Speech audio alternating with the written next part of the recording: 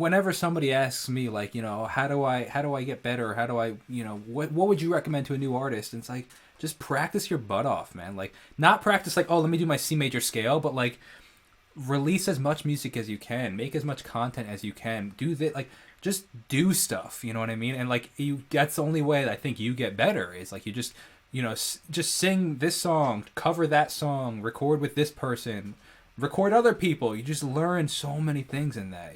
Yeah, it's one of the hardest things as a musician is being okay with failing, especially on a content creation standpoint where you release something and it's permanent. Yeah. And it's like, oh, I know I could do this better. I didn't sing that as good as I wanted. That piano riff wasn't as great as it could have been. I don't think this arrangement is top notch. The video quality is a little out of focus. The lighting wasn't as good as it could be. And you can play that game forever, and suddenly you released 2 things over the entire year that you were okay with enough, versus I released 100 things this year and a lot of it's crap, but who cares? I'm just putting stuff out there and I'm getting better every single time I do it. And you have to be willing to fail left and right to get better. I could not agree 100%, man. Practice makes progress is a quote that I use all the time on my channel. There's no such thing as perfect, but it definitely gets you closer to progress, right? Yeah.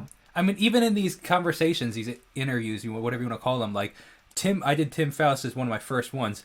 Dude, I sucked. I was, I was so bad. People were not afraid to tell me that I sucked because I was, so new. It was so conversational that I would interrupt him to ask him another question about something he just said. And it was just like, I was like learning. But like now, had I stopped right there, or had I never even taken that first step, the other 70 that I've done after him, like, wouldn't have never happened. Or, it's you just got to try things. And how many things have you and I tried that we realize, yeah, this doesn't work, and you stop?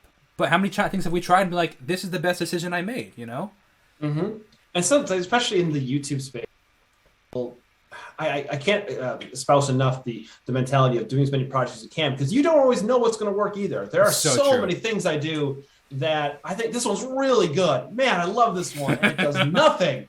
And then you put out something, okay, this is just a filler I threw in, and suddenly it's got 100,000 views in a month. Like, what the hell? How did that happen? This one was crap. Blows my mind, man. Like, it's so funny. I put out a music video like maybe in the fall. It literally, I was like, oh, I just need to film something for this because I'm working on the next song, whatever the case. I literally was in my driveway, did 5 takes of the 2.5-minute song. So what is that, 12 minutes total? And then it took me 20 minutes to edit it. It did so much better, like exponentially better than all of my other music videos. So then the next music video I released, I'm like, okay, people really care about the music videos now. So I spent hours on it. Complete flop compared to the other one. The 12 hours I spent filming versus the 12 minutes. It was like, this makes no sense, man. So I'm just, screw it. I'm just going to put out as much as I can. Yeah, and some of that is one of the challenges in this role that I'm in and other people are similar is the psychological game of being okay with that. Of being like the investment you put in. Like burnout is a real thing because again, you can spend a lot of money. Again, money is not equate to success whatsoever. I've done videos where I have spent $5,000, $6,000, $7,000, $8,000 in that video, and I might love the product. I might say this is friggin' good video. And it doesn't do anything, and you just like, what? I'm dying inside. It hurts so much, and you have to be okay with that. You have to learn how to make those decisions. And I've kind of come to the mentality of, if I'm going to invest in a video, I'm choosing to invest in it because I believe in the art and I want to make the art because it makes me happy. And at that price point, then it works, and it's okay. I'm okay with it.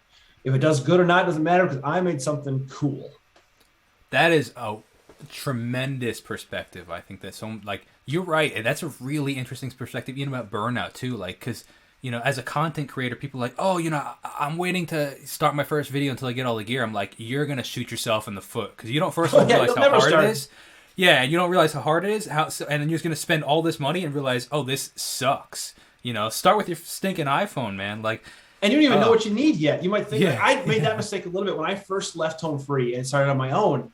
I didn't fully know what I needed. I hadn't done much video creation before. I had worked with a lot of video teams, so I knew the process and I had ideas, but I didn't know. So I bought a lot of stuff that I ultimately didn't need and didn't want, and it's been wasted, and I actually need to sell some of it and try to get something back from it.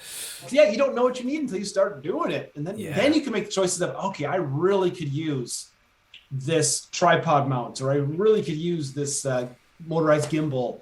Like, this is worth investing in. And then you can hone where you spend your money as opposed to just blanket spending it. But what you even said about burnout in the sense of like just spending money and then it not doing well and then you get depressed and then it's people like screw this kind of thing. Like that is such a fascinating, like, because I think every creator to some degree experiences that, but like it's hard to kind of put words to that. So what you just said, I think, is a real I'm gonna clip that. That's like a big thing. All right, like, man. People, I struggle with it a lot. Like right now, I'm in my own sort of burnouty phase. Like I've been, like I said, working with Allie a lot lately, and it's helped me because I've been helping produce her stuff, and we do them as collaborations, but they're still her projects. So it's a little different vibe. Like I want them to succeed, but I'm not as invested in the success, and it's been a little bit nicer for me to take a step back from my own stuff a little bit. And that's maybe it's helping my burnout issues. Because I've been doing this on my own now for 5 years and then another 3-4 years of doing videos with Home Free prior to that. There's just so many videos. And you're doing 2 or 3 every month. And it's just, gosh. And again, the whole, well, this one didn't work. And I invested in that one, didn't work. And it's tough. Sure. So yeah, I've been self-evaluating that process of, what can I do to change this up, still be in my field, but enjoy it more again?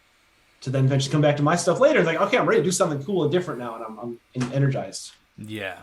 It's too easy to not know what to do, and you get stuck in it. Oh, yeah. And, oh, man, there's so many nuanced aspects of what you just said in the sense of that. Like, if you do that and you actually enjoy it, then your longevity lasts longer, which then could lead to that big video getting 10 million views because, because you made 100 videos because you were able to do it for 6 years instead of 13 videos because you hated the process and were depressed and only did it for 6 months. And oh gosh, man, that is such a deep concept. I think that people really, really, really need to get that.